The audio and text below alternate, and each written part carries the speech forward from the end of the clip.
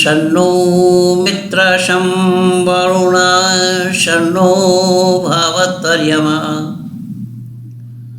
शन्नो इंद्रो बृहस्पतिः।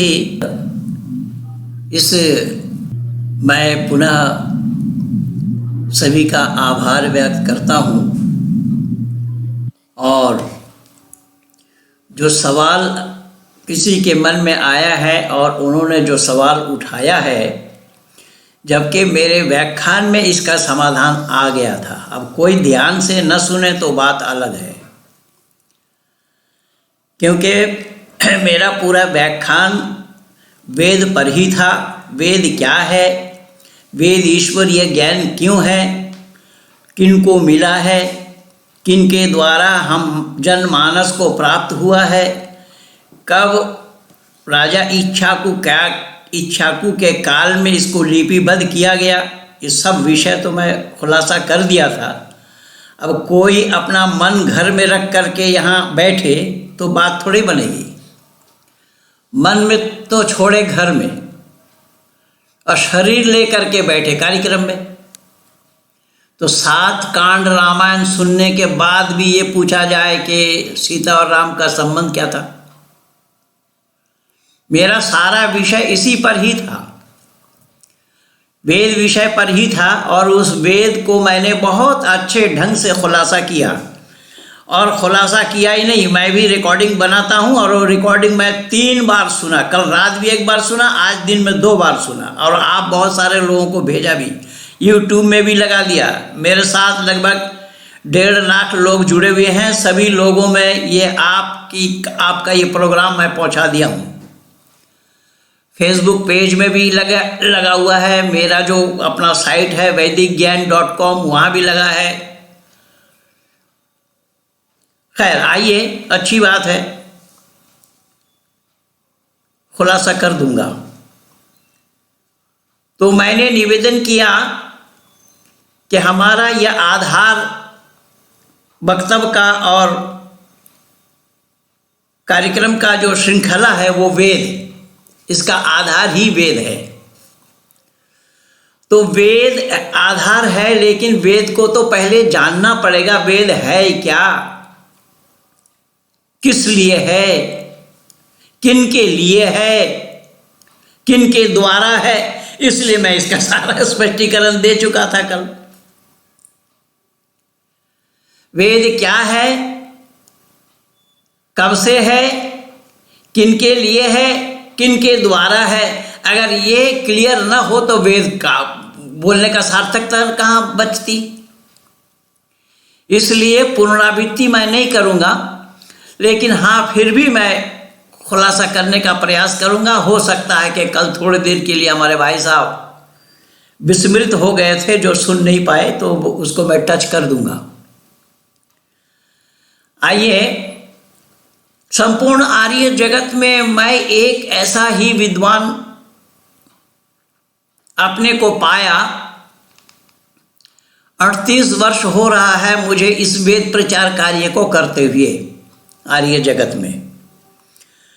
और ये नहीं कि भारत में, संपूर्ण विश्व के आंगन में परमात्मा की अनुकंपा है।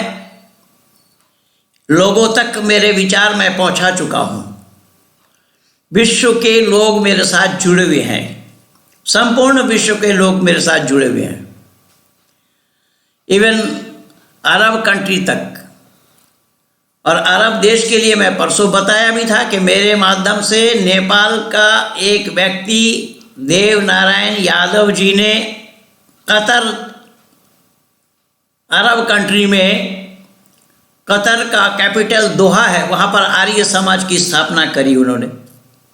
और ये नेपाल की मेहरबानी है। नेपाल के लोग जागरूक हैं। यद्यपि भारतीय वहाँ नहीं है, ऐसी बात नहीं है, भारतीय भी बहुत हैं, लेकिन किसी भारतीय से ये काम नहीं हुआ जो काम नेपाल वासी से हुआ है। ये मैं अपने आप में गौरवान्वित महसूस करता हूँ। वहाँ पर भी भारत के लोग बहुत नौकरी कर रहे हैं, उन्हीं के साथ हैं, और बहुतों को तैयार किया हूँ मैं। आज एक रोचक मैं आप लोगों को और बता देता हूँ, उसी श्रृंखला में वहीं की।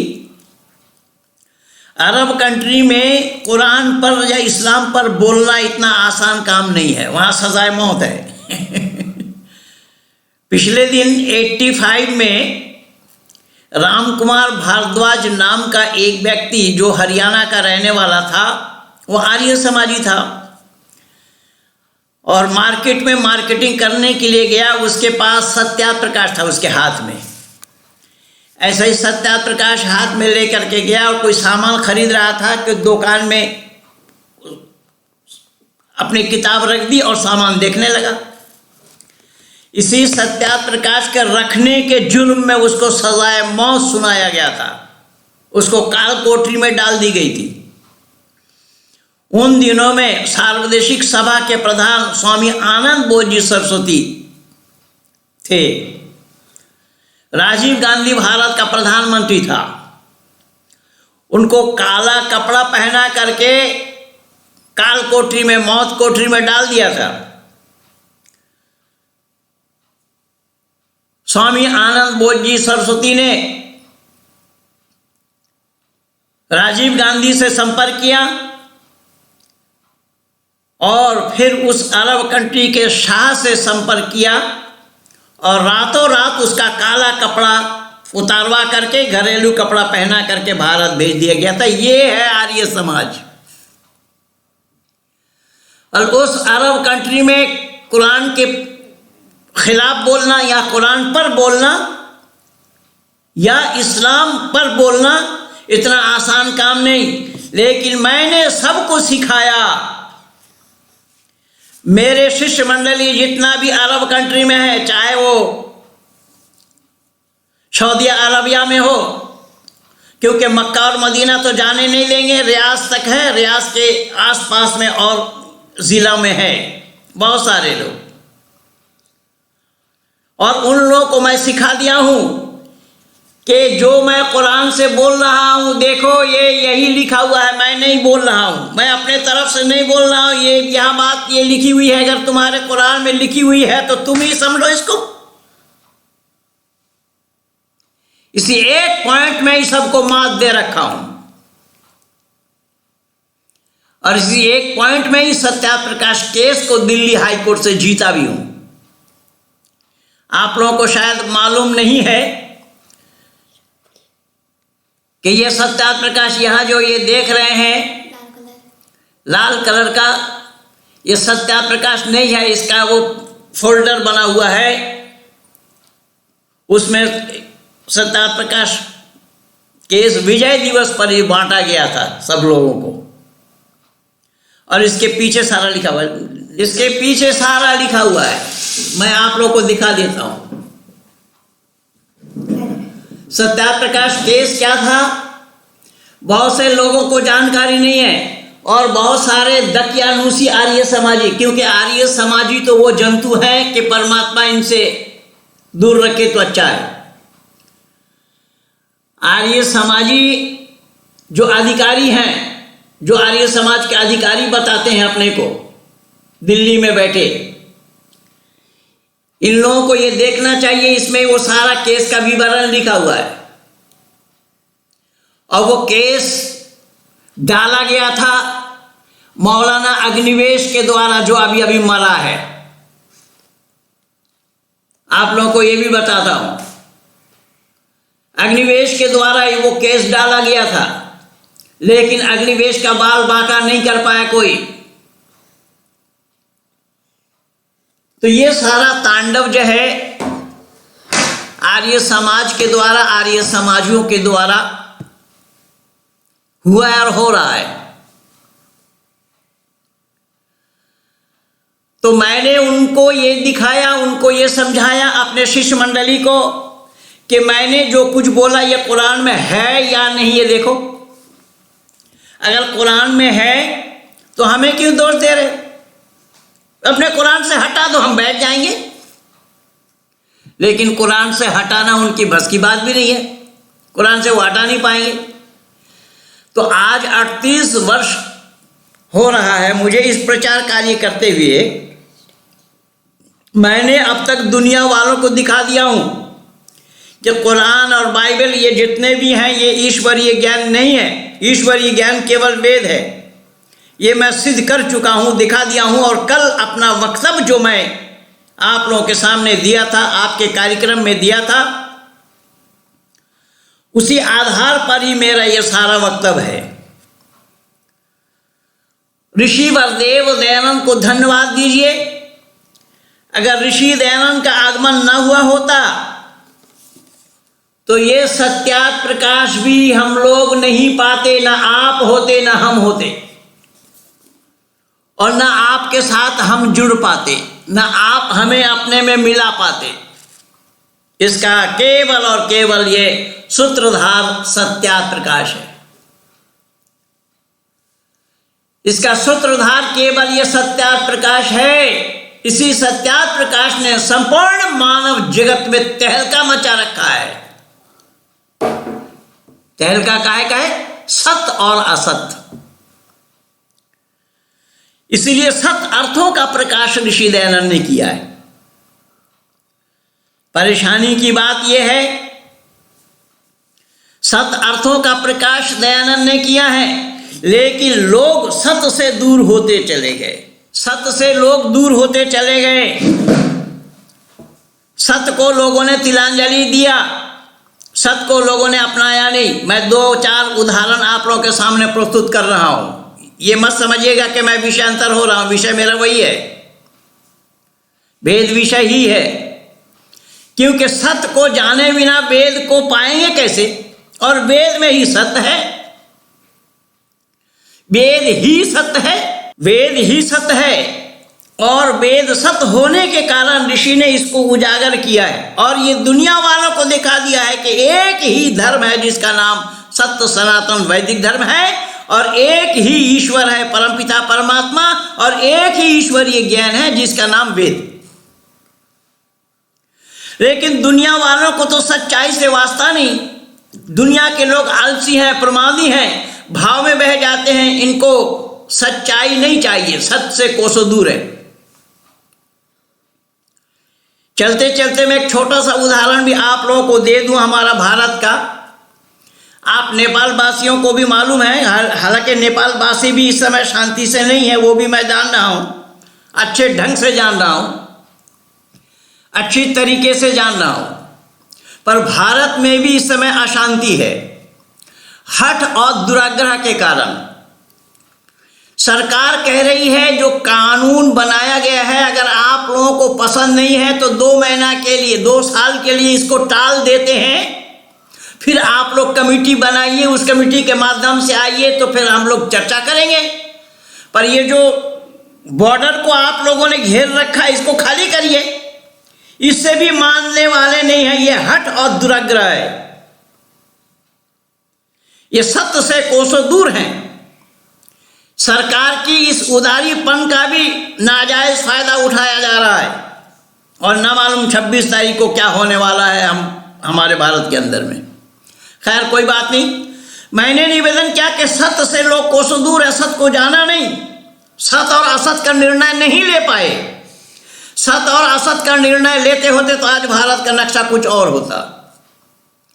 मैं आपके कार्यक्रम से ही सत्य और असत्य को दे रहा हूं। देखिएगा, आज हमारे भाई साहब ने सब कोटा परिवार, इन्होंने गीत सुनाया। देखिए सत्य क्या है और असत्य क्या है, आज इसकी पैमाइश ले लीजिए कि सत्य किसको कहा जाता है और असत्य किसको कहा जाता है। अभी अभी हम सब मिल करके गीत सुन रहे थे। उस समय 44 पीपल हमारे साथ जुड़े हुए थे, इस समय 51 हुए हैं। और इन 51 पीपल के सामने मैं ये उजागर कर रहा हूं कि हमारे भाई साहब ने गीत गाया परमात्मा के साथ विनती करते हुए, परमात्मा से विनती करते हुए, प्रभु हमें आशीष दो, हम तुम्हारे यंत्र बन जाएं। शब्द पर ध्यान देना, प्रभु हमें आशीष दो, हम तुम्हारे यंत्र बन जाएं। भाई परमात्मा का यंत्र कौन सा भाई? क्या यंत्र है परमात्मा का? ऋषि दयानंद को इन्हीं बातों से खुंदक था, और केवल यंत्र ही नहीं, उसमें और भी कहा गया हम तुम्हारे अंश बन जाएं। क्या तमाशा है। ऋषि ने कड़ा विरोध किया इसका। सत्यार्थ प्रकाश पढ़िए, लेकिन सत्यार्थ प्रकाश लोग पढ़ते नहीं। अब करें तो क्या करें। प्रभु का अंश कैसे होना संभव है। जीवात्मा प्रभु का अंश नहीं है, और ये सारे लोग इसमें धोखा खाए हुए, चाहे वो शंकराचार्य हो, बाबा तुलसी हो, स्वामी विवेकानंद हो, और XYZ इस तरीके के जितने भी हैं, सब धोखा खाए हुए, सब ईश्वर से वंचित हैं, ईश्वर को जानने का प्रयास नहीं किया, और ईश्वर का अंश बता रहे हैं। अरे ईश्वर का अंश कहां होगा, कैसे होगा भाई। ईश्वर ठोस है या तरल है या गैस है, किसका अंश निकाल रहे हो आप।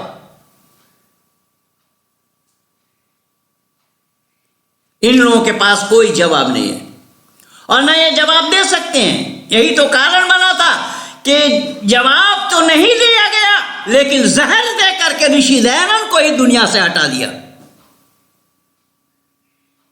इससे अंदाजा लगाइए, मैं सीना में पत्थर रख करके बोल रहा हूं कि ऋषि दयानंद के उठाए हुए सवालों का जवाब तो दिया नहीं गया, लेकिन ऋषि दयानंद को जहर दे करके इस दुनिया से हटा दिया गया।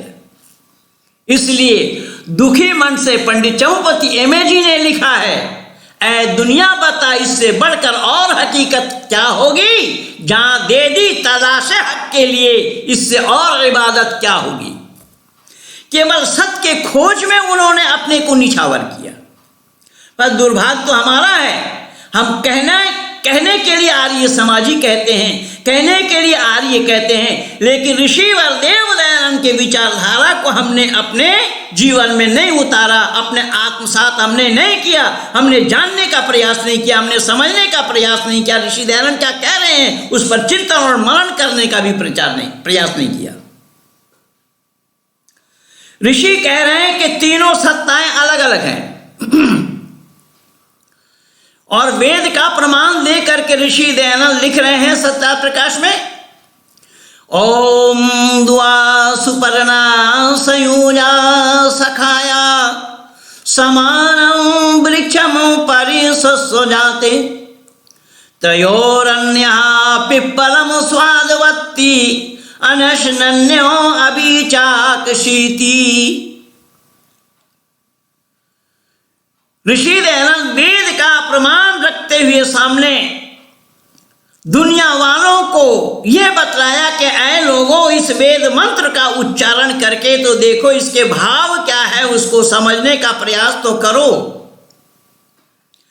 इसमें तीनों को बताया गया है, ईश्वर, प्रकृति और जीव, ये तीनों अनादि तत्व हैं। और अगर दोनों में एक हो गया होता, दोनों एक होता तो तीन नहीं होता, दो होता, और दो एक होना संभव भी नहीं है।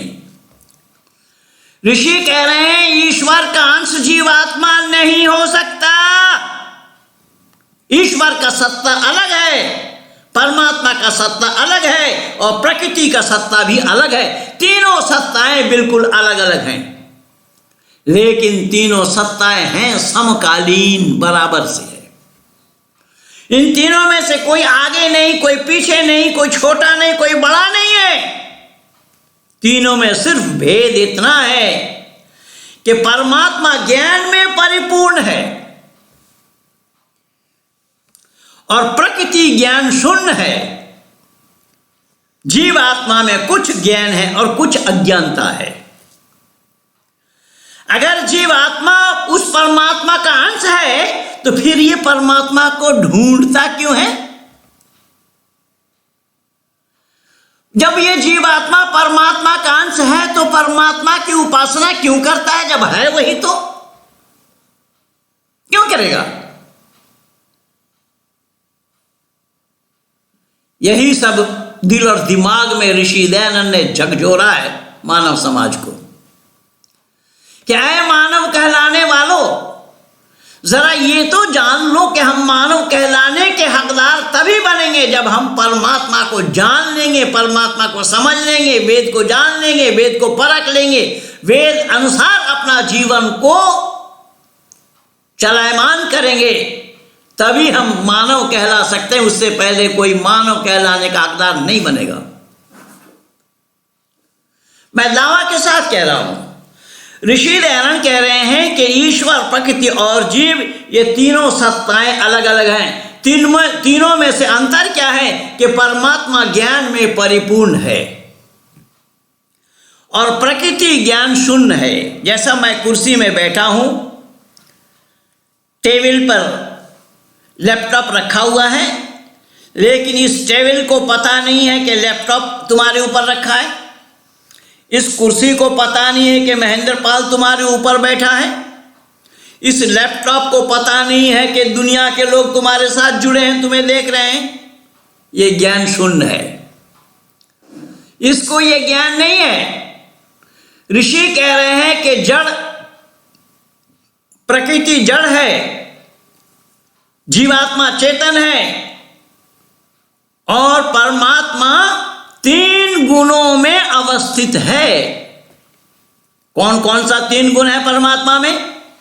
कि वो सत्य है, चित्त है और आनंद स्वरूप है। जीवात्मा में दो गुण है, जीवात्मा सत्य है और चित्त है, आनंद स्वरूप जीवात्मा नहीं है और न हो सकता है, प्रयास करने पर भी नहीं हो पाएगा, क्योंकि जीवात्मा को जीवात्मा ही रहना है। जीवात्मा का परमात्मा होना संभव ही नहीं होगा। अगर जीवात्मा परमात्मा होगा तो फिर परमात्मा होने का काम क्या रहेगा? परमात्मा कौन होगा? जीवात्मा ही परमात्मा हो जाए तो। इसलिए परमात्मा का अंश, ये शब्द सरासर वेद विरुद्ध है। वेद मान्यता ये नहीं है।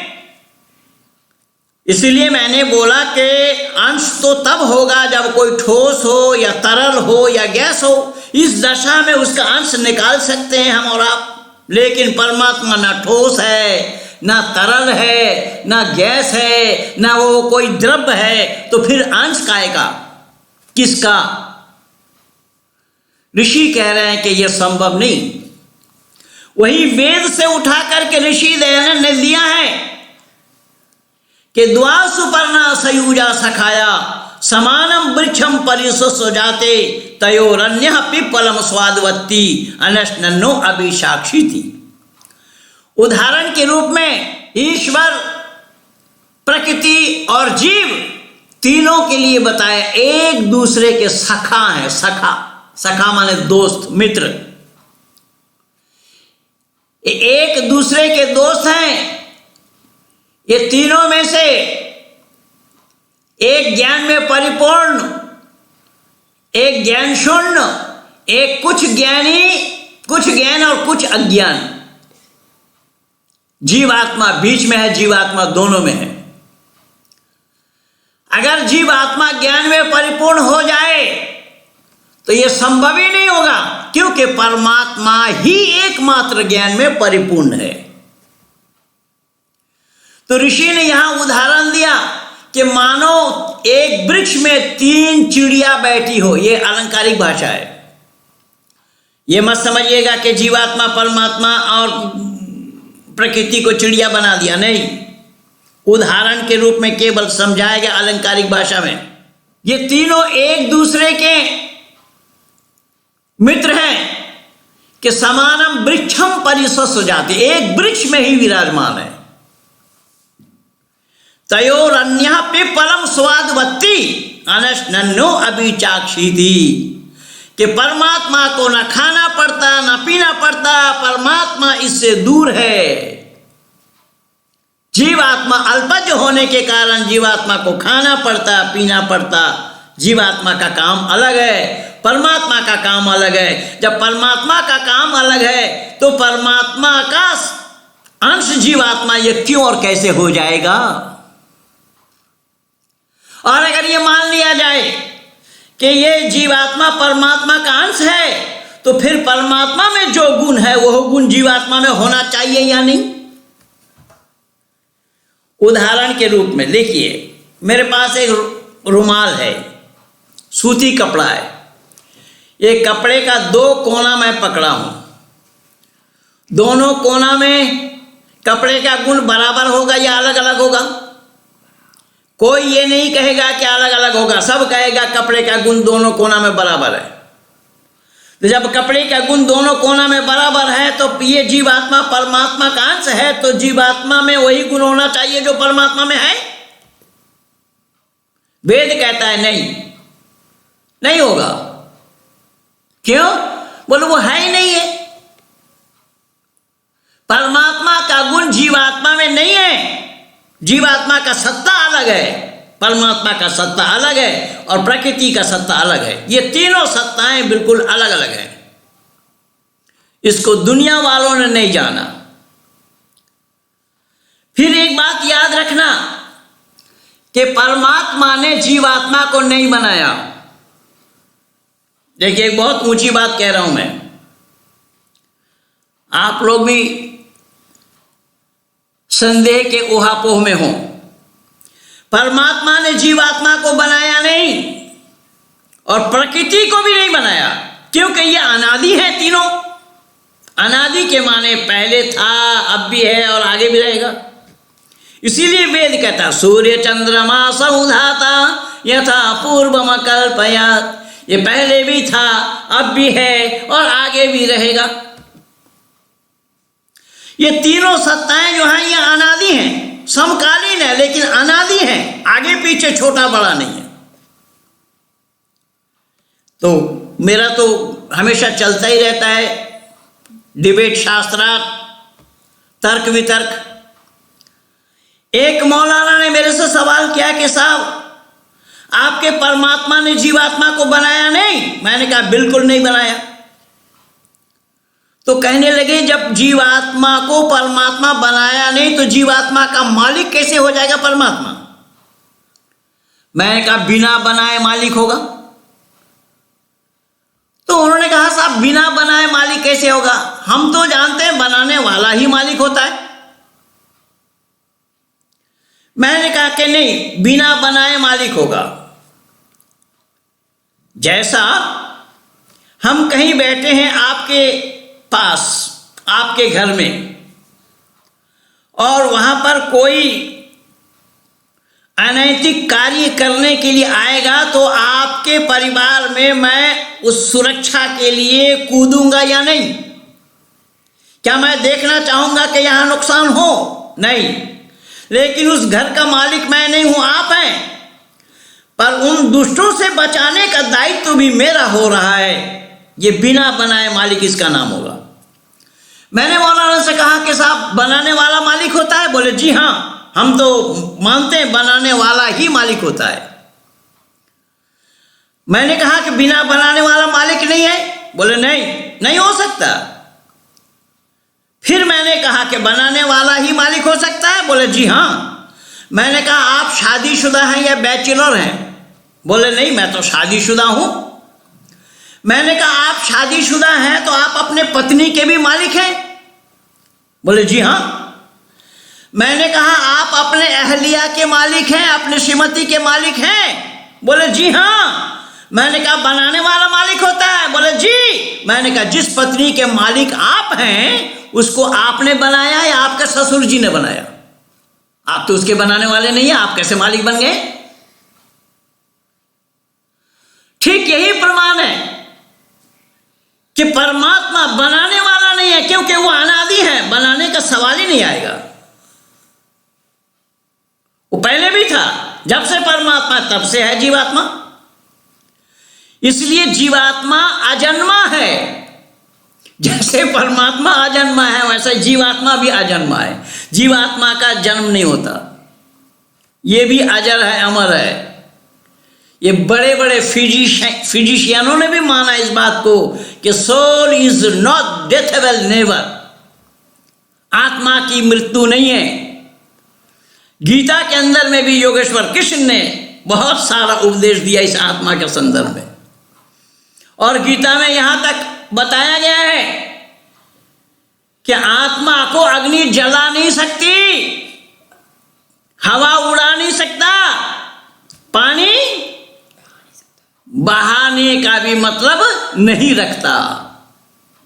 इसीलिए आत्मा अजर है, अमर है। यही कारण बना कि वेद से उठा करके ऋषि दयानंद ने दिया कि आए दुनिया के लोग। आदि गुरु शंकराचार्य इसमें मात खाए हुए थे।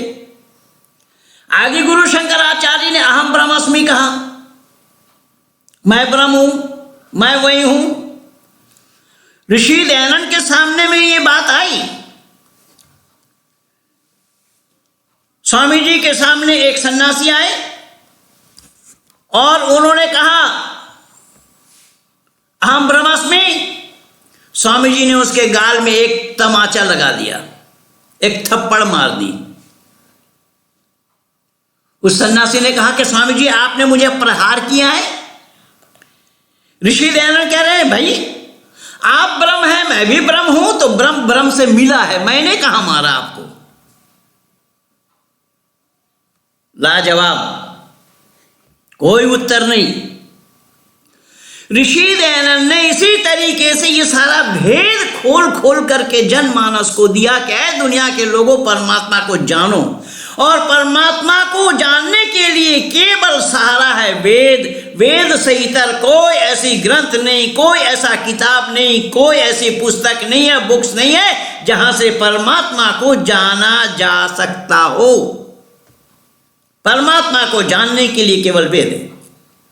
अब यहां देखिएगा बाबा तुलसी कह रहे हैं इस बात को, ईश्वर अंश जीव अविनाशी, जैसे हमारे भाई साहब ने गाना सुनाया, क्या है प्रभु हम तेरे अंश बन जाएं। प्रभु कहेंगे भाई हमारा अंश बन करके तू क्या करेगा, हम तो सृष्टि के रचनाकार हैं, तू हमारा अंश बनेगा तो मक्खी का एक टांग भी नहीं बना सकेगा तू। क्या तमाशा किया देखिए। ऋषि कह रहे हैं संभव ही नहीं है भाई, क्योंकि उसकी सत्ता अलग है और इसका सत्ता अलग है। जैसे ये देखिए ना, मैं उदाहरण दे रहा हूं, एक स्लिप पैड है और ये सत्यार्थ प्रकाश का एक मोनो है। ये दोनों एक है या अलग है? ये हर कोई कहेंगे दोनों अलग है। अच्छा इसको छोड़ा, एक कलम उठाया, अच्छा ये स्लिप पैड है और एक कलम है, ये दोनों एक है या अलग है? कोई नहीं कहेगा कि हाँ दोनों एक है। ठीक इसी तरीके से ऋषि दयानंद कह रहे हैं परमात्मा अलग है, जीवात्मा अलग है। जीवात्मा का सत्ता अलग है। बाबा तुलसी का कहना अनभिज्ञता है, अनभिज्ञता की बात है। बाबा तुलसी का कहना गलत है। ईश्वर का अंश होना संभव नहीं है। मैं एक उदाहरण और दे रहा हूं। मान लीजिए एक जगह अग्नि की ढेर लगी है, एक जगह अग्नि की ढेर लगी है, वहां से जरा अग्नि के कण को हम निकालेंगे तो हमारे निकाले हुए आग में वही गुण होना चाहिए या नहीं होना चाहिए? जहां से हम निकालेंगे वही गुण होना है। तो जब अग्नि की ढेर से हमने थोड़ा सा अग्नि के कण को निकाला, हमारे निकाले हुए आग में भी वही गुण है। यहां भी बात वही होना है। अगर परमात्मा का अंश है तो परमात्मा का गुण जीवात्मा में क्यों नहीं? ऋषि दयानंद कह रहे हैं इसलिए नहीं है कि वो अलग है, परमात्मा अलग है, परमात्मा का अंश होना संभव ही नहीं है। एक उदाहरण और दे रहा हूं। 1 फीट कितना इंच में पूर्ण होता है? हर कोई कहेगा कि 12 इंच में पूर्ण होता है। 12 इंच में 1 फीट पूर्ण होता है। स्केल में देखेंगे 12 इंच है वहां। आप उसमें से 1 सूत्र निकालिएगा तो कितना बचेगा? जवाब आएगा 1 सूत्र की कमी आ जाएगी। तो 1 सूत्र की कमी आ जाएगी तो परमात्मा का भी अंश निकालेंगे तो कमी आ जाएगी। पहली बात तो उसका अंश है ही नहीं है, अंश निकाला जाना संभव ही नहीं होगा। ऋषि दयानंद कह रहे हैं कि बाबा तुलसी गलत कर रहे हैं, ये वेद विरुद्ध बातें बोल रहे हैं। वेद में ये नहीं आया, वेद में ये है ही नहीं है। वो तो परिपूर्ण है परमात्मा। तो इसमें एक चीज होना संभव है, जैसा कि पूर्णमदः पूर्णमिदं पूर्णात् पूर्णमुदच्यते पूर्णस्य पूर्णमादाय पूर्णमेवावशिष्यते। अगर कोई ये कहे कि वो पूर्ण है, ये भी पूर्ण है, पूर्ण से पूर्ण लेने में पूर्ण बाकी रहता है, लेकिन ये जीवात्मा रूपी पूर्ण नहीं है। वहां पर जीवात्मा पूर्ण नहीं है, जीवात्मा अल्पज है, सर्वज ही पूर्ण होगा। एक एक करके मैं प्रमाण दे रहा हूं, आज अनेक प्रमाण दूंगा। हमारे भाई साहब ने मेरे ऊपर बहुत बड़ा उपकार किया है, भाई सबकोटा परिवार ने, और उसी परिवार में मैं भी हूं। बड़ा अच्छा किया है कि आज लोगों के दिल और दिमाग से इस अंधकार को कम से कम निकालने का प्रयास तो किया जा रहा है। ना निकाले वो बात अलग है, लेकिन हम तो झाड़ूदार ठहरे ना भाई। जो झाड़ू लगाने का काम तो हमें करना ही होगा, गंदगी को तो साफ करना ही होगा। गंदगी को साफ किए बिना हम कहाँ रुकेंगे। तो दिमागी गंदापन जो है, दिमागी में जो गंदगी है, उसको साफ कराना, उसको झाड़ू लगाना, ये हम लोगों का काम है। इसलिए देखिएगा जरा क्या हुआ कि ऋषि कह रहे हैं कि नहीं, ये स्वाभाविक नहीं है, परमात्मा का अंश नहीं है। तो बोले पूर्णमदा पूर्णमिदम, परमात्मा का वहां ऋषि दयानंद ये कह रहे हैं। जैसे अभी भाई साहब ने बोला कि हम ऐ प्रभु ऐसी कृपा करो, हम तेरी अंश बन जाएं, तेरे यंत्र बन जाएं। अच्छा, परमात्मा में कौन कौन सा यंत्र है भाई, जिस यंत्र से परमात्मा चलते हैं? कौन कौन से पाठ पुर्जा लगे हैं उसमें? जिन पाठ पुर्जों में आप भी एक पुर्जा बनना चाहते हैं। क्या तमाशा है यार। परमात्मा में कौन कौन सा पाठ पुर्जा लगे हैं जिस पुर्जों में से आप भी एक पुर्जा बनना चाहते हैं, चाहे वह स्क्रू हो छोटा है। मैं मन ही मन बहुत हंस रहा था कि भाई साहब आज मेरे गियर में, गाड़ी में भी गियर लगा दिया। जरा विचार करें, ऋषि दयानंद कह रहे हैं कि परमात्मा का अंश नहीं होगा, लेकिन परमात्मा के ज्ञान में से ज्ञान निकाले जाएंगे तो उसमें कमी नहीं आएगी। जैसा देखिएगा, ऋषि दयानंद कह रहे हैं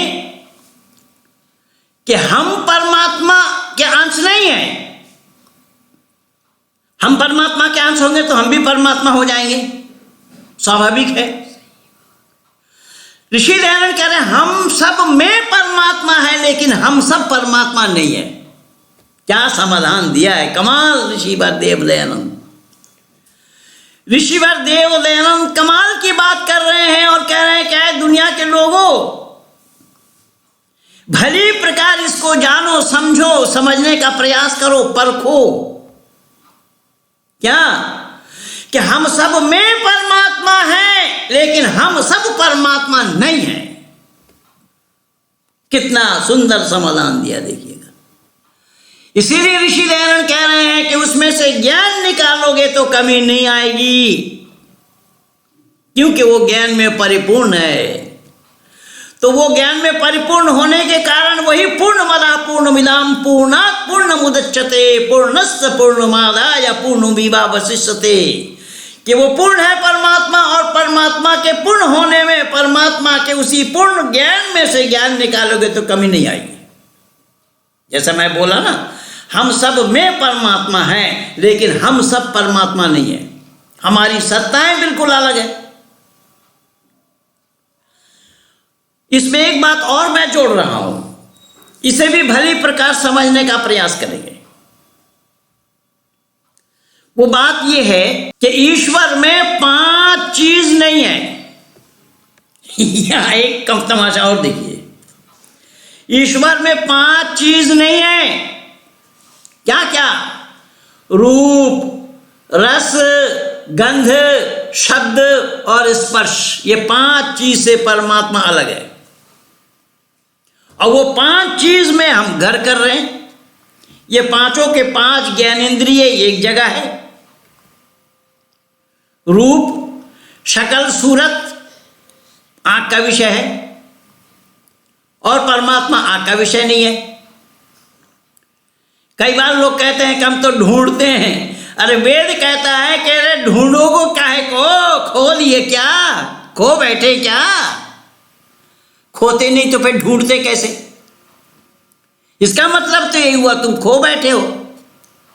तो परमात्मा ढूंढने की वस्तु नहीं है। और वेद में आया है तज्जति तन्नई जति तद्धुरे तद्वंतिके। ऐ लोगों, वह परमात्मा ज्ञानियों के नजदीक से नजदीक है और अज्ञानियों के लिए दूर से भी दूर है। यहां ज्ञान की दूरी बताया गया है कि परमात्मा को ढूंढने के लिए ज्ञान चाहिए और वो ज्ञान है वेद। वेद के बगैर परमात्मा का जाना जाना, पाया जाना, पाने का तो सवाल नहीं होगा। परमात्मा को पाने का सवाल नहीं है क्योंकि वो अप्राप्त नहीं है। हम नहीं जानते हैं वो बात अलग है, हम परमात्मा से दूर हैं वो बात अलग है, लेकिन परमात्मा हमसे दूर नहीं है क्योंकि वो ईशावास्यमिदं सर्वम यत्किंच जगत्यां जगत। वो परमपिता परमात्मा हर जगह ओतप्रोत है, जल में, स्थल में और गगन में, हर जगह मौजूद है परमात्मा। उससे कोई जगह खाली नहीं है।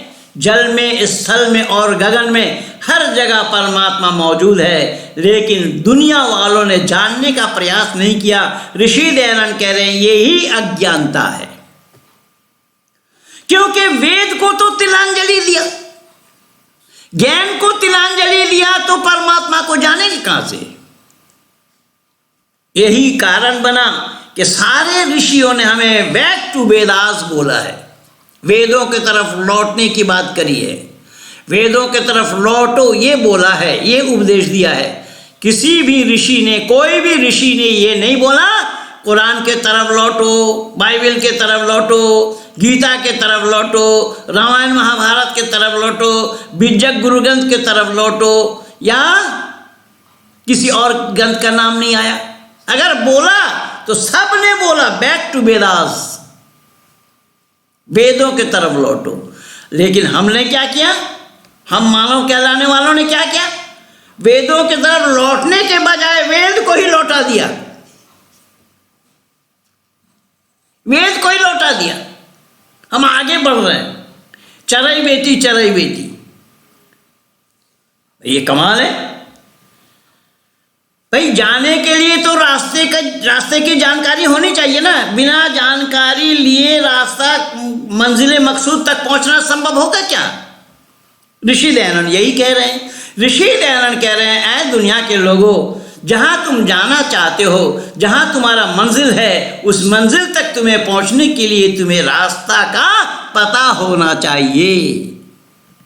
लेकिन रास्ता का पता तो है नहीं, रास्ते को तुम जानते नहीं हो और चल रहे हो जैसा बिना नकेल का ऊंट। बिना नकेल वाला ऊंट की घटना तो आप लोग सुने ही होंगे, जानते ही होंगे। अगर ऊंट के पास नकेल ना हो तो कहां आपको ले जाएंगे, कोई पता नहीं चलेगा आपको। तो हमारे मानव समाज के अंदर में भी यही हुआ है। हमने परमात्मा को जानने का प्रयास नहीं किया, परमात्मा को जानना नहीं चाहा। प्रयास करना तो अलग बात, हमने जानना ही नहीं चाहा, हमने तिलांजलि दिया है, अलग कर दिया है, हटा दिया अपने से। यही कारण बना कि ऋषि दयानंद कह रहे हैं कि द्वा सुपर्णा सयुजा सखा। ये एक दूसरे के सखा हैं, दोस्त हैं, मित्र हैं, लेकिन है अलग। परमात्मा ज्ञान में परिपूर्ण है। अब आप देखिएगा जरा, एक उदाहरण मैं और दे रहा हूं। परमात्मा ज्ञान में परिपूर्ण है तो परमात्मा के ज्ञान में से ज्ञान निकालेंगे तो कमी नहीं आएगी, लेकिन अंश का निकाला जाना संभव ही हो। अंश में वो आएगा नहीं, अंश में वो समाएगा नहीं, अंश में वो सीमित दायरे में हो जाएंगे। अगर उसका अंश करेंगे तो उसका दायरा छोटा हो जाएगा। पर ऋषि दयानंद कह रहे हैं वो विराट है, विराट विराट विशाल। कहीं मैं विराट कह रहा हूं तो कहीं आप लोग अपने नेपाल वाले विराट नगर मत समझ लेना। वो परमात्मा के लिए विराट लिखा है ऋषि ने, सत्यार्थ प्रकाश के पहला समुल्लास में ही पा जाएंगे। ऋषि कह रहे हो विराट है, तो जब उसका अंश निकालेंगे तो उसका दायरा छोटा हो जाएगा, छोटी दायरे में बन जाएंगे। यहां एक मिसाल और दे रहा हूं, देखिएगा।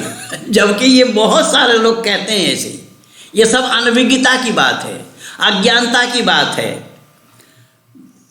वेद को न जानने की ये दुर्दशा है। कुछ लोग कहते हैं कि जब परमात्मा सर्वव्यापक है, सब जगह है, तो मूर्ति में भी है। देखिए कमाल क्या है, मैं दे रहा हूं। और आप नेपाल वासी तो हिंदू राष्ट्र वाले हैं, और हिंदू राष्ट्र वाले अभी चाह भी रहे हैं आप। नेपाल हिंदू राष्ट्र है, मंदिरों का स्थल है, और हमने तो वीरगंज में देखा 5 साल में एक मेला होता है, गड़ी माई की मेला, वहां पर मक्खी मच्छर तक चढ़ाए जाते हैं। गड़ी माई की मेला में मैंने देखा वीरगंज के पास मक्खी और मच्छर तक चढ़ाए जाते हैं, ये मान लीजिए। परमात्मा के लिए जब आप बताएंगे कि परमात्मा मूर्ति में है, बिल्कुल है, क्योंकि वो सर्वव्यापक है, तो सर्वव्यापक होने के नाते मूर्ति के अंदर है, तो क्या वो मूर्ति से बाहर नहीं है? भाई सर्वव्यापक होंगे तो मूर्ति से बाहर भी और मूर्ति के अंदर भी। लेकिन जहां तक बात मूर्ति के अंदर है, तो ऋषिवर देवदयानंद ने इसका बहुत ही सुंदर खुलासा किया है अपने अमर ग्रंथ सत्यार्थ प्रकाश के 7वें समुल्लास में। ऋषि कह रहे हैं कि अगर परमात्मा को मूर्ति के अंदर मानते हो, मानो, हमें आपत्ति नहीं है, लेकिन परमात्मा मूर्ति से बाहर है।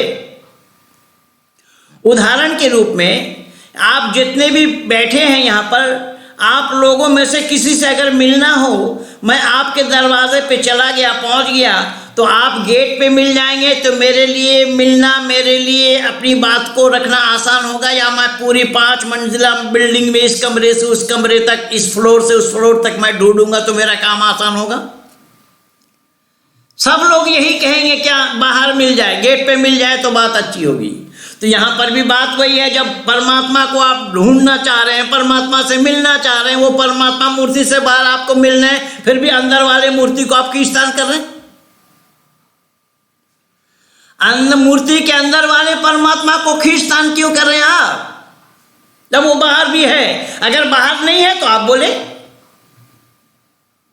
इसलिए मैं कहूंगा कि शाबाश, दुनिया में तरक्की उसे कहते हैं, ना तराशे तो पत्थर थे, जब तराशे तो खुदा निकले। यानी पत्थर के ऊपर जब कोई कारीगरी नहीं करता है, नक्काशी नहीं करता, वो पत्थर पत्थर रहता है। अब पत्थर के ऊपर जब किसी ने नक्काशी कर दी, कारीगरी कर दिया, वो खुदा बन गए। इसलिए मैं कहूंगा कि बुत परस्तियों का शान निराला देखा, बुत परस्तियों का शान निराला देखा, बनाया खुद मगर नाम खुदा रखा। क्या तमाशा है। देखिए लोग अपने हाथ से बुतों को बना रहे हैं और उसे ही खुदा कह रहे हैं, उसे ही ईश्वर मान रहे हैं, बना रहे हैं वो खुद। तो इससे बड़ी जहालत, इससे बड़ी मूर्खता और क्या होगी। ऋषि दयानंद ने इसी मूर्खता से मानव समाज को बाहर निकालने का प्रयास किया, वेद को सामने रखकर। क्या है लोगों, यह है वेद, परमपिता परमात्मा का दिया हुआ ज्ञान, जो ऋषियों के द्वारा संपूर्ण ब्रह्मांड में मानव मात्र को परमात्मा ने अपना ज्ञान दिया। लेकिन उस परमात्मा के दिए हुए ज्ञान जो वेद है, उसको तुमने तिलांजलि दिया, और उसको छोड़ने का यही नतीजा हुआ, जो चीज जो नहीं है उसको वही मानने लगे। जैसा मेरे सामने ये लैपटॉप है जहां मैं बोल रहा हूं, इस लैपटॉप को अगर मैं रेलगाड़ी कहने लगूं तो आप सभी लोग कहेंगे कि अरे ये तो पागल है। कैसे पागल को बुला करके यहां उपदेश करा रहे हो भाई? सभी आप अधिकारी कार्यकर्ताओं से कहेंगे कि लैपटॉप को रेलगाड़ी बोल रहा है। अरे तो वेद भी तो यही कह रहा है। वेद कह रहा है जो वस्तु जैसा है उसको वैसे ही जानना, मानना, बोलना, यही मानवता है। वेद तो यही कह रहा है। वेद का यही उपदेश है कि जो वस्तु जैसा है उसको वैसा ही जानो, मानो और बोलो, और जो वस्तु जो नहीं है उसको वही बोल रहे हो तो कहां से हो जाएगा? तो आप एक अटकल लगाते हैं यहां पर। आप क्या कहते हैं? भाई मानो तो देव, ना मानो तो पत्थर। आपने यहां अटकल लगा लिया। मानो तो देव, ना मानो तो पत्थर। साहब, पत्थर वो कब से है? जब से दुनिया बनी है, जब से पत्थर है। आप उसको देवता मान रहे हैं। आपके देवता मानने से पत्थर देवता हो जाएगा क्या? अगर ये बात सच है तो मैं सीना ठोक करके आज हिंदू राष्ट्र के नेपाल वासियों से मैं कहता हूं कि अगर ये बात सच है कि मानो तो देव, ना मानो तो पत्थर, हमें मानने पर अगर पत्थर का देवता बन सकता है तो एक मुट्ठी रेत हाथ में ले लीजिए और कहिए कि मानो तो चीनी, ना मानो तो रेत। है नेपाल वासियों में दम। आप लोग एक पुरानी बात याद दिला रहा हूं। बीरगंज के पास जहां वो शुगर मिल है ना, शुगर मिल के पास एक गांव है बहुवरी। आज से लगभग 20-22 वर्ष पहले मेरा प्रोग्राम था। उन दिनों में बाबा नरहरिदास जीवित थे। बाबा नरहरिदास भी उस कार्यक्रम में थे मौजूद। मैंने ये सवाल छेड़ दिया, कोई जवाब नहीं इनके पास, और ना ये जवाब दे सकते हैं। ऋषि दयानंद कह रहे हैं अगर आपकी मान्यता यही है, मानो तो देव, ना मानो तो पत्थर, तो रेत को चीनी का आभास क्यों नहीं कर लेते भाई? रेत को अगर आप चीनी बोलेंगे, मानो तो चीनी, ना मानो तो रेत, क्या मानने से रेत का चीनी बन जाना संभव होगा? कोई बोले हाँ होगा, उसको मानव कहेगा नहीं। कोई मानव कहने के लिए तैयार नहीं होंगे। सब बोलेंगे इसका दिमाग आउट हो गया, सब बोलेंगे दिमाग खराब हो गया। इसीलिए वेद का कहना है यस तर्केनु अनुसंधंत सधर्म वेद नेतरा।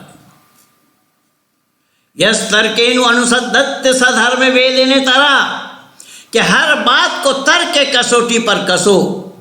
अगर जवाब दे तो मानो, जवाब ना दे तो मत मानो। इसलिए ऋषि कह रहे हैं वेद का प्रमाण देकर, वेद का हवाला देकर, वेद को सामने रखकर कि परमात्मा में 3 गुण हैं। वो सत्य है, चित और आनंद स्वरूप है। जीवात्मा सत्य और चित है। प्रकृति ज्ञान शून्य है। अब इसमें कुछ लोग राम को ईश्वर मानते हैं। अब आइए देखिए जरा क्या तमाशा हुआ है।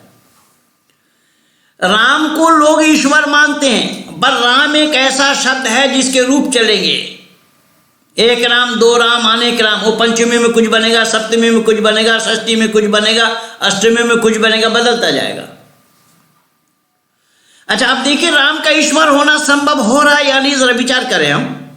जब माता सीता को रावण उठाकर ले गया तो राम सुखी थे या दुखी थे? जरूर आप अपने दिल को टटोल लेना। जब माता सीता रावण माता सीता को उठाकर ले गया तो राम उस समय दुखी हुए थे या सुखमय थे, आनंदित थे? दुखी हो गए थे, बिलख रहे थे सीता के वियोग में। जटाजूटों से, पेड़ पौधों से, लता वृक्षों से पूछ रहे थे सीता का पता। अंगद को भेजा जा रहा था, हनुमान को भेजा जा रहा था सीता का पता लगाने के लिए। इससे ये साफ पता चल रहा है कि राम आनंद से वंचित है, और इसके बावजूद भी राम को ईश्वर मान रहे। वेद कहता है नहीं, सरासर गलत है। जो ईश्वर नहीं है, आपके ईश्वर मानने से वो ईश्वर नहीं हो सकता। ईश्वर की जो कसौटी है उस कसौटी को लगाना पड़ेगा। उस कसौटी के बगैर किसी को, कोई वस्तु को ईश्वर कह देना ये मानवता से परे है, मानवता से विरुद्ध है, मानवता का विरुद्ध है। इसलिए मानव मात्र को वेद के साथ जुड़ना चाहिए। तभी ऋषि दयानंद ने ये आर्यजनों को जिम्मेदारी दी। क्या बोला? वेद सब सत्य विद्याओं की पुस्तक है। वेद का पढ़ना पढ़ाना, सुनना और सुनाना सब आर्यों का परम धर्म है। लेकिन 38 वर्ष इन लोगों के बीच काम करने से मुझे ये लगा कि ऋषि दयानंद ने यहां बोला है कि वेद सब सत्य विद्याओं का पुस्तक है। वेद का पढ़ना पढ़ाना, सुनना और सुनाना सब आर्यों का परम धर्म है। आर्यों ने ये किया, वेद का पढ़ ना को अलग कर दिया। वेद का पढ़ ना, पढ़ा ना, सुन ना, सुना ना, सब ना हो गया। और ना हो जाने से जब वेद से हम दूर हो गए, वेद से अलग हो गए, तो अज्ञान आच्छादित हो गया, अज्ञानमय हो गए हम। ऋषि दयानंद कह रहे हैं, अगर ज्ञानवान बनना चाहते हो, अगर मानव कहलाना चाहते हो, तो वेद को जानो, वेद को पढ़ो, वेद को जानकर समझकर उस पर आचरण करो। अगर वेद पर आचरण करते हो तो मानव कहलाने के अधिकारी बनोगे। अगर तुमने वेद पर आचरण नहीं किया, वेद को तुमने जाना ही नहीं, वेद को तुमने परखा नहीं, तो तुम मानव कहलाने के भी हकदार नहीं हो। लेकिन दुर्भाग्य तो यहाँ ये है कि आज न वेद को जाना लोगों ने, न परमात्मा को जाना। अगर परमात्मा को जानते होते तो भी बात बन जाती, और परमात्मा को जानने के लिए वेद के आगोश में ही जाना पड़ेगा, वेद के नज़दीक आना पड़ेगा। वेद के नज़दीक आए बिना कोई परमात्मा को नहीं जान सकता। ये बहुत बड़ी बात, बहुत ऊंची चीज़ आर्य समाज के संस्थापक ऋषि व देव दयानंद ने मानव समाज में उजागर किया है। लेकिन दुर्भाग्य तो हमारा है, हमने ऋषि दयानंद के जीवनी को ही पढ़ करके नहीं देखा, सत्यार्थ प्रकाश नामी ग्रंथ को भी पढ़ करके नहीं देखा। अगर सत्यार्थ प्रकाश को ही हम पढ़ लेते होते तो हमारा जीवन सुधर जाता। ज़्यादातर तो मैं अपने लिए ही बोलता हूँ, मेरे नाम से आप सब लोग वाकिफ़ हैं। मैं कौन हूँ, कहाँ से आया हूँ, कैसे हूँ, क्या था, क्या नहीं, ये सब आप लोगों के नज़र के सामने है। अब मेरे लिए परेशानी ये है कि मैं आप लोगों के सानिध्य में आकर वेद को जाना। मैं नहीं जानता था पहले वेद को, मैं आप लोगों के टच में आकर के वेद को जाना, वेद को समझा, ऋषि दयानंद के अनुयायी बने, और आज वेद पर प्रवचन मुझे आप लोगों को देना पड़ रहा है। अब इससे मेरे लिए ज़्यादा दुख और क्या होना था कि जिनसे हमने लिया आज उन्हीं को ही हम बोल रहे हैं, सुना रहे हैं। इससे ये साफ पता लगा कि जो जिम्मेदारी ऋषि दयानंद ने आर्य लोगों को दी, अगर आर्य लोग ये जिम्मेदारी को निभाते होते तो आज दुनिया ये अंधकार में न हुआ होता। क्योंकि आर्य समाज आज नहीं बनी, आर्य समाज की स्थापना ऋषि दयानंद ने 1875 में किया था। वो काल तो हमारे लिए सोचना भी संभव नहीं होगा। उस अंग्रेजी काल में सारे विरोधी मुंह बाए खड़े थे। ऋषि दयानंद डंके की चोट में दिग्विजय करते हुए संपूर्ण भारतवर्ष में घूमते हुए ऋषि दयानंद ने डंके की चोट लोगों से कहा, दुनिया वालों से कहा, क्या है दुनिया के लोगों, वेद को जानो तभी परमात्मा को जान पाओगे। अगर तुम्हें परमात्मा का संतान कहते हो, अपने को परमात्मा का संतान कहलाते हो, तो संतान कहलाने से पहले पिता को जानना पड़ेगा, और पिता को जाना जा सकेगा केवल वेद के द्वारा। लेकिन कितना बड़ा दुर्भाग्य है कि उस 1875 से लेकर के अब तक ये संपूर्ण भारत भर में ही आर्य समाज को पहुंचा नहीं पाए। हमारे भारत देश में ऐसे अनेक क्षेत्र हैं जहां पर लोग जानते ही नहीं है आर्य समाज नाम का भी कोई चिड़िया है। ये कितना बड़ा दुर्भाग्य है। लेकिन मैं आप सभी को साधुवाद देता हूं, आप सभी को धन्यवाद करता हूं। मैं भी पिछले 85 से नेपाल के साथ जुड़ा हुआ हूं। मैं बोला ना, बाबा नरहरिदास का कब समय था, जरूर आप अंदाजा लगा रहे होंगे। मैं 85 से नेपाल से जुड़ा हूं, और नेपाल जैसे हिंदू राष्ट्र, अरे मैं तो शाह वीरेंद्र का काल भी देखा। शाह वीरेंद्र के काल में नेपाल में मस्जिद बनाया जाना संभव नहीं था, लेकिन आज नेपाल का कोई गांव बचा नहीं होगा जहां पर मस्जिद बने हुई ना हो। क्या हुआ है, वो क्या रहा है नेपाल में? और इस समय तो नेपाल वालों को, आप सब लोगों को परेशान राजनीतिज्ञों ने किया हुआ है। क्या क्या हो रहा है वो सब मैं जानता हूं, सब देख रहा हूं, सब सुन रहा हूं, सब कुछ बातें सामने हैं। लेकिन मैं आप लोगों का आभार व्यक्त इसलिए करता हूं कि उस कीचड़ में भी आप लोग कमल बन करके इस काम को अंजाम दे रहे हैं, क्योंकि ये जरूरी है। कमल कीचड़ में ही होता है। कीचड़ के कमल बन करके आप लोग काम कर रहे हैं कि उन पाखंडियों के बीच। और कैसे पाखंडी? अरे भाई, नेपाल वासी कौन नहीं जानता है शुक्राचार्य शास्त्री को? नेपाल में तो शुक्राचार्य शास्त्री ने अपने प्राणों की बाजी लगाई थी, अपने को निछावर किया था। शुक्राचार्य शास्त्री को उन दिनों में फांसी पर लटका दिया गया था इस आर्य समाज के प्रचार के लिए। क्या आर्य समाज के प्रचार के लिए गए थे, उनको फांसी पर चढ़ा दिया गया। लेकिन परमात्मा की असीम अनुकंपा है कि आप लोगों का ये प्रयास, आप लोगों की ये मेहनत, आप लोगों का ये परिश्रम रंग लाया है, और उसी रंग में आप सब रंगे हुए हैं। मैं भली प्रकार आप लोगों को जानता हूं, और आप लोग भी मुझे जानते हैं। हमारे भाई टीकाराम जी हमारे पुराने मित्र हैं। यहाँ बहुत सारे लोग मुझे जानते हैं बहुत अच्छी तरीके से। बहन किरण पाठक जी के माध्यम से ये कार्यक्रम में मैं आप लोगों के साथ जुड़ पाया हूँ।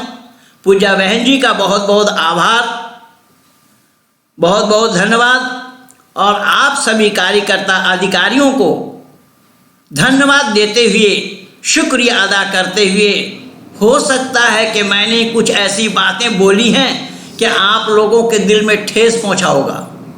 लेकिन बंधुओं माफ़ कीजिएगा, मैं किसी के दिल दुखाने के लिए नहीं बोला, ना कि दिल दुखाना मेरा मकसद और उद्देश्य था।